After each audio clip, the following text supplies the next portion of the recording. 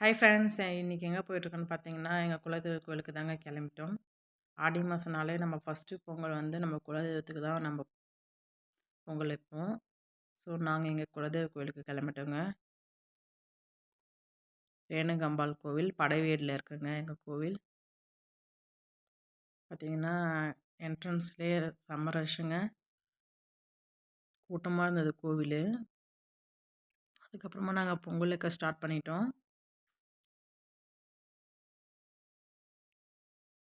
பொங்கல் வச்சுட்டு நான் அப்புறம் கோவிலுக்கு கிளம்பிட்டோங்க.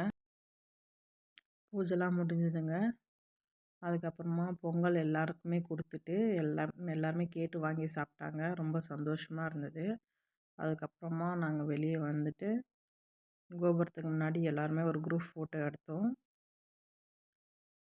எடுத்துட்டு சாமிக்கு வந்து நாங்கள் கோழி கொடுப்போம் இல்லையா, அது வந்து கட் பண்ணி சமைச்சாச்சு.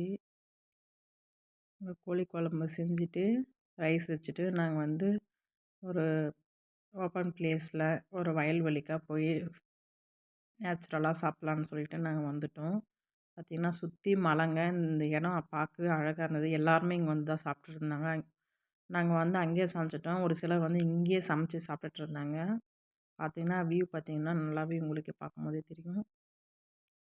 சுற்றி மலைங்க, பார்க்கவே அழகாக இருந்தது.